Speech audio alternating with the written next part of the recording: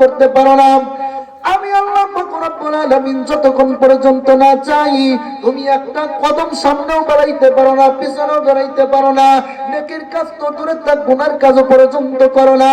আমি আল্লাহ পাক রব্বুল আলামিন যখন চাই দুনিয়ার সব কাজ তোমার জন্য সহজ হয়ে যায়। আমি আল্লাহ না চাইলে দুনিয়ার মানুষ কোনো কিছুই করার ক্ষমতা রাখে না। একটু চিল্লা বলেন না সুবহানাল্লাহ, আর চিল্লা বলেন না সুবহানাল্লাহ। আল্লাহ বলেন ইল্লা আইয়াশা আল্লাহ, আমি আল্লাহ ছাড়া দুনিয়ার কোন মানুষ কোনো কিছু করতে পারে না। সম্মানিত হাজিরিন, এইটা আমার আলোচনা নয়। আমি কোরআনে কারিমের 6666 আয়াত থেকে প্রথম নাম্বার পারায় সূরাতুল বাকারার 28 নাম্বার আয়াত তেলাওয়াত করছি। এই আয়াতের মধ্যে আল্লাহ তাআলা বলেন কাইফা তাকফুরুনা বিল্লাহ। আল্লাহ কাইফা শব্দ ব্যবহার করেন। কাইফা শব্দের অর্থ হলো কিভাবে। আর একটু সহজ করে যদি বলি তাহলে কেমনে। যদি ধরেন আমাদের দেশের কোনো আমরা মানুষ কোনো একটি ব্যক্তিকে লালন পালন করি, খরচ দেই, সবকিছু করি, তার পরিবারের দেখাশোনা করি, পরবর্তীতে দেখা গেল ওই লোকটাই আমার বিরুদ্ধে চলছে, এমন আছে না নাই? তখন আমরা আশ্চর্য হয়ে আফসোস করে বলি সে আমার বিরুদ্ধে কেমনে গেল, ঠিক কিনা জোরে বলেন। আল্লাহ তাআলা বলতেছেন কাইফা তাকফুরুনা বিল্লাহ, মানুষ কেমনে আমার বিরুদ্ধে গেল, কেমনে মানুষ আল্লাহর নাফরমানি করে। ওয়া কুনতুম আমওয়াতা, অথচ তোমরা ছিলে মৃত। আমরা কি ছিলাম? আমরা কি ছিলাম জোরে বলেন। আমার সাথে কথা বুঝতে হবে, ওয়াজ মুখস্থ করা যাবে ইনশাআল্লাহ। আপনারা রাজি আছেন তো? আজকে আরো জোরে বলেন, রাজি আছেন তো? নারায়ে তাকবীর। জেগে থাকতে হবে। দাওয়াত দিচ্ছেন সব যুবক বক্তা, মুরব্বী হলেও কিছুক্ষণের জন্য মুরব্বী না থাকতে হবে না, যুবকদের একটু ধ্যান ধরতে হবে। পারবেন তো ইনশাআল্লাহ? সম্মানিত হাজিরিন, আল্লাহ যে বললেন তোমরা মৃত ছিলে, আমরা তো মরিই নাই। আল্লাহ বলেন ফাহিয়াকুম, আবার জীবিত করছি। আমরা তো মরিই নাই এখনো। তাহলে আল্লাহ বলেন যে তোমরা জীবিত ছিলে, আবার তোমরা মৃত ছিলে, আবার তোমাদেরকে জীবিত করছি। আমরা তো এখন পর্যন্ত মরিই নাই, আবার জীবিত আল্লাহ কেমনে করলেন? প্রশ্ন আসে কিনা জোরে বলেন। আমরা কি মরছি এখনো? আমরা তো মরি নাই। এই ব্যাখ্যাটা বোঝার জন্য আমাদের সৃষ্টির একটু গোড়ায় যেতে হবে, তাহলে এই কথাটা বোঝা যাবে। আমরা এই পৃথিবীতে আমরা কোনো আলোচনার বিষয় ছিলাম না। বলেন তো, আমাদের আব্বা মার বিবাহর আগে পৃথিবীতে আমরা কে আসব, আমাদের নাম, নিশানা, যোগ্যতা কোনো কিছু সম্পর্কে পৃথিবীতে আলোচনা ছিল? আমাদের আব্বা মার বিয়েই হয় নাই, তাহলে সন্তান কি হবে আলোচনা ছিল? আল্লাহ তাআলা বলেন হাল আতা আলাল ইনসানি হিদুম মিনাদ দাহর লাম ইয়াকুন শাইআন মাযকুরা।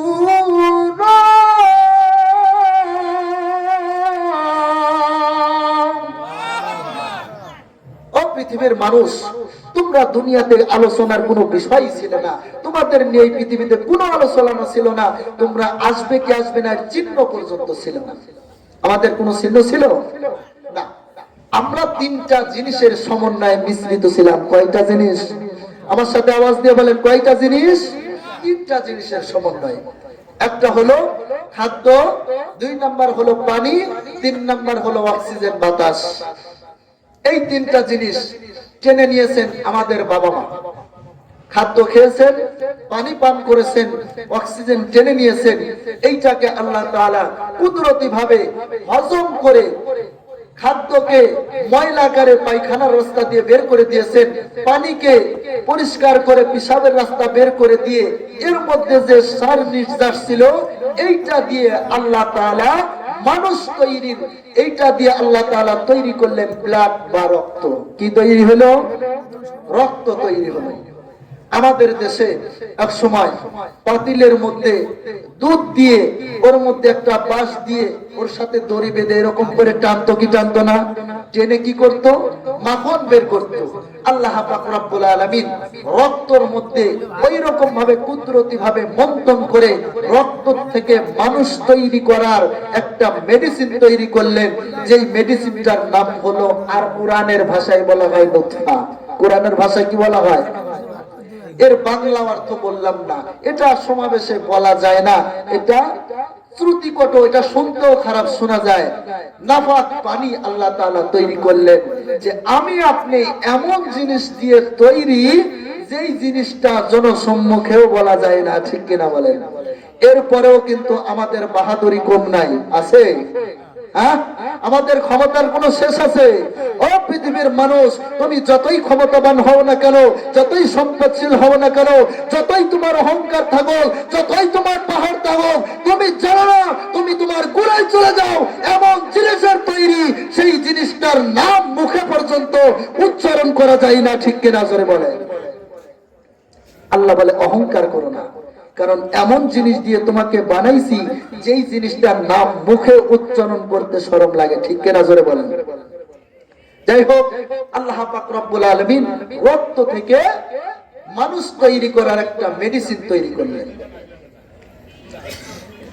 এই মেডিসিন তৈরি করার পর মার একটা পেটের মধ্যে একটা রেহেম আছে, যেই জায়গাটা থলের মতো একটা সালার মতো একটা জায়গা আছে। এই জায়গার মধ্যে যখন আল্লাহ পাক রব্বুল আলামিন এই মেডিসিনটা তৈরি করার পর দুই জায়গায় রেখে দিলেন। একটা হলো বাবার পিঠের মধ্যে রেখে দিলেন, আর একটা হলো মায়ের বুকের মধ্যে রাখলেন। বাবার পিঠের মধ্যে রাখলেন, আর মায়ের কোথায় রাখলেন? বুকের মধ্যে রাখলেন। আল্লাহ পাক রব্বুল আলামিন বলেন, ইয়াখরুজু মিন বাইনিস সুলবি ওয়াত তারাইব।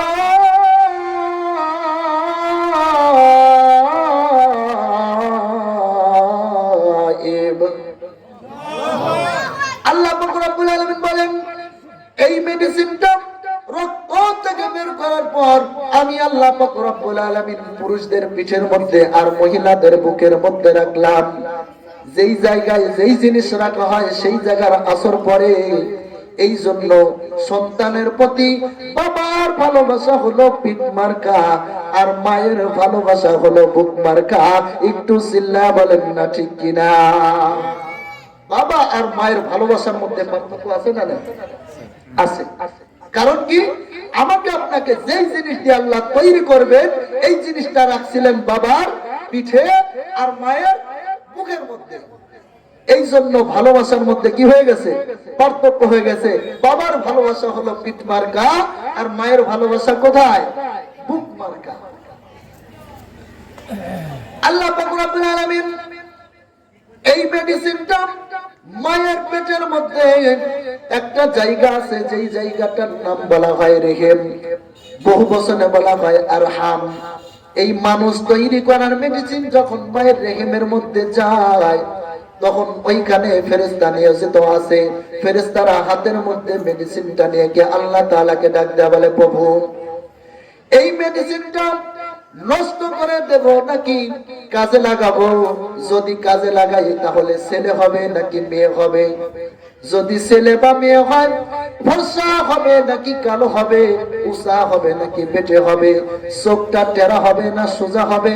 হাতের আঙ্গুলি 10টা হবে নাকি 20টা হবে? 20টা হবে নাকি 22টা হবে? আপনাদের দেশে এমন মানুষ আছে না যে 22টা আঙ্গুল আছে? আছে না নাই? চোখ টেরা আছে না? দেখবেন চাইবে এখানে মনে হয় তাকায় রয়েছে ওইদিকে, ঠিক কিনা জোরে বলেন?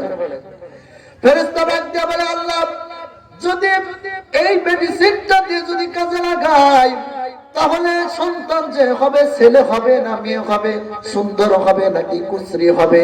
বেটে হবে নাকি লম্বা হবে? কেমন হবে আমাকে একটু বলে দাও। আল্লাহ তাআলা ডাক দিয়ে বলে, ও ফেরেশতারা রে, আমাকে জিজ্ঞাসা করার কোনো দরকার নাই। লৌহে মাহফুজের মধ্যে আমার একটা বোর্ড আছে, ওই বোর্ডের মধ্যে কিয়ামত পর্যন্ত যত মানুষ পৃথিবীতে আমি আল্লাহ পাঠাবো, সকলের সুরত 1 নয় 2 নয়, 50,000 বছর আগে ওই ছবিগুলো লটকায়া রাখছি। ওই লহে মাহফুজের মধ্যে গিয়ে ছবিগুলো দেখো, আর ছবি দেখে দেখে বানায়া ফেলো। চিৎকার দেয়া বলেন না সুবহানাল্লাহ। আমাকে জিজ্ঞাসা করার দরকার নাই, 50,000 বছর আগে ছবি লটকায়া রাখছে। প্রমাণ হাদিসের মধ্যে। হাদিসের মধ্যে আল্লাহ রাসূল সাল্লাল্লাহু আলাইহি সাল্লাম ইবনে কাসিরের মধ্যে হাদিসটা আনছেন, রিয়াজুস সালিহিনের মধ্যেও হাদিসটা আনছেন। আল্লাহর হাবিব বলেন, আল্লাহ পাক রব্বুল আলামিন এই পৃথিবীর মধ্যে যতগুলো পয়গম্বর পাঠাইছেন, সমস্ত নবী আমি মুহাম্মদুর রাসূলুল্লাহ সাল্লাল্লাহু আলাইহি ওয়াসাল্লামের সাথে উম্মত সহ দেখা করেছেন। জিল্লা বলেন না সুবহানাল্লাহ।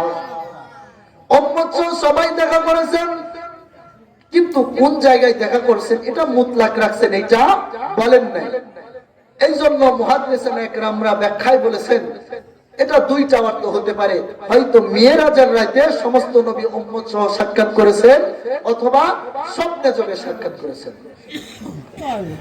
আল্লাহর হাবিব বলেন, সাহাবীরা সমস্ত নবী তার উম্মত সহ আমার সাথে এসে সাক্ষাৎ করেছেন। কোন নবী 50 জন উম্মত সহ আমার সাথে সাক্ষাৎ করেছেন, কোন নবী 40 জন, কোন নবী 30 জন, কোন নবী 20 জন, কোন নবী 10 জন, কোন নবী 9 জন, কোন নবী 3 জন, কোন নবী 1 জন, কোন নবী 9 জন, মানে একজন উম্মত নাই, শুধু নবী এসে আমার সাক্ষাৎ করেছেন। আল্লাহর হাবিব বলেন, একটু পরে আমি পিছনের দিকে তাকায়া দেখলাম একজন নবী 6 লক্ষ তার উম্মত নিয়ে আমার সাথে দেখা করতে আসতেছেন। তার পায়ের ধুলের আঘাতে অন্ধকার হয়ে গেছে, চিনা যায় না। আমি আল্লাহকে ডাকতে গেলাম, আল্লাহ এটা কোন নবী যিনি 6 লক্ষ উম্মত সহ আমার সাথে সাক্ষাৎ করতে আসতেছে? আল্লাহ ডাক দেয়া বলে, হাবিব এটা হলো বনি ইসরাইলের জলিলুল কদর নবী পয়গম্বর মুসা আলাইহিস সালাতু ওয়াস সালাম 6 লক্ষ উম্মত সহ আপনার সাথে দেখা করার জন্য আসতেছে। আল্লাহর হাবিব বলেন, এই কথা শোনার পর আমার মনটা একটু মলিন হয়ে গেল। আমি মনে করলাম 6 লক্ষ উম্মত নিয়ে মুসা আলাইহিস সালাম আমার সাথে সাক্ষাৎ করতে আসতেছেন। উম্মতের বেলায় তো মুসা আলাইহিস সালামের উম্মত তো বেশি দেখা যায়, কিয়ামতের ময়দানে আমার উম্মত তো এত নাই, আমার উম্মত কম হয়ে যাবে। আর মুসা আলাইহিস সালাম 6 লক্ষ অনেক উম্মত নিয়ে কিয়ামতের ময়দানে উঠবে। এই জন্য আল্লাহর হাবিব মনটা খারাপ করে ফেললেন, মনন করে ফেললাম। আল্লাহ পাক রব্বুল আলামিন বলেন, হাবিব তুমি মন খারাপ করবেন না, আপনি একটু আপনার চেহারাটা ডানের দিকে তাকান, জিকির করে লা ইলাহা ইল্লাল্লাহ, লা ইলাহা ইল্লাল্লাহ, লা ইলাহা ইল্লাল্লাহ, লা ইলাহা ইল্লাল্লাহ, লা ইলাহা ইল্লাল্লাহ, আরজরে লা ইলাহা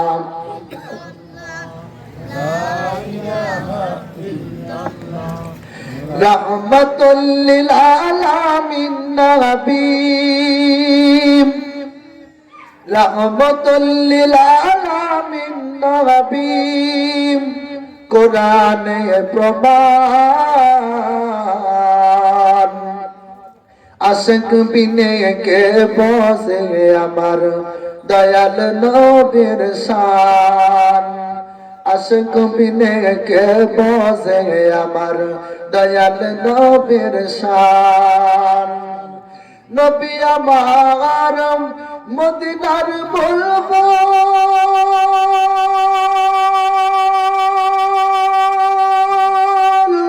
আমার আল্লাহ প্রেম করিয়া নামটি দিলেন হাবিবে রাসূল। জোরে কাল মারহাবা। নবী আমার মদিনার বুলবুল,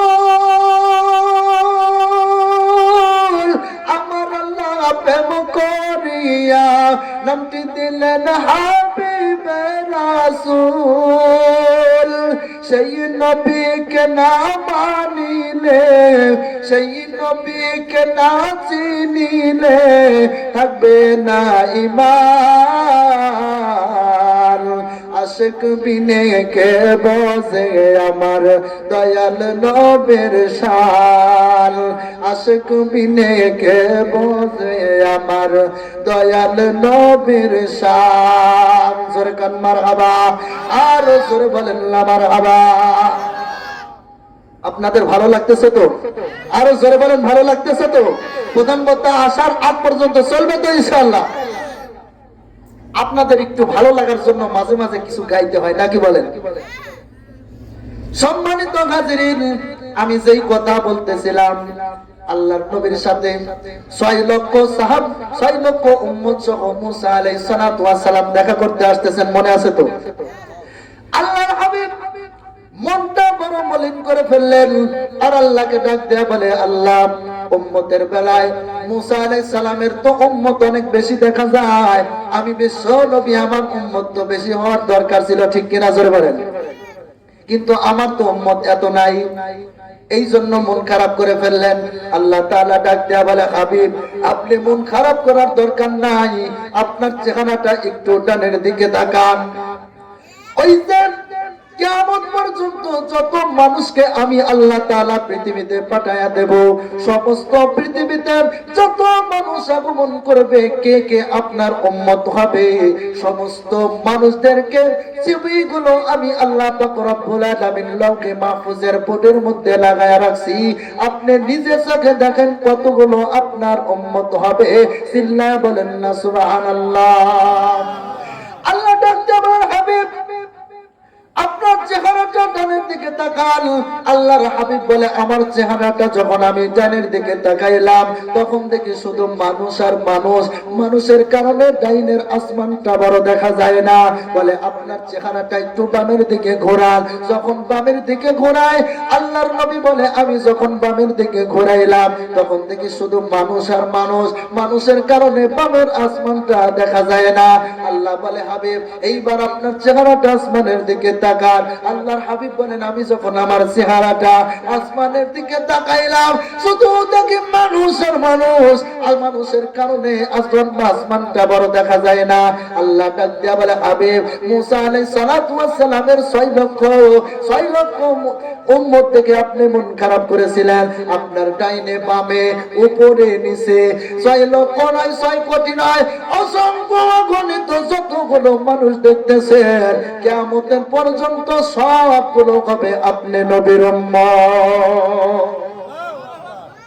6 লক্ষ উম্মত দেখে আপনি মন খারাপ করছেন, এই যতগুলো দেখলেন সব হবে আপনার উম্মত। বলি সুবহানাল্লাহ। ইনি কে? আমাদের, আরো জোরে বলেন, ইনি আমাদের কে? মুহাম্মাদুর রাসূলুল্লাহ। আমাদের কে? নবী। রাসূলকে ভালোবাসেন তো? আরো জোরে বলেন, রাসূলকে ভালোবাসেন তো? কে কে একটু ভালোবাসেন একটু হাত তুলে দেখান তো। লিল্লাহে তাকবীর। আমরা সবাই রাসূলকে ভালোবাসি তো? আল্লাহ কবুল করেন, সকলে বলে আমিন। হে রাসূল, তোমায় ভালোবাসি,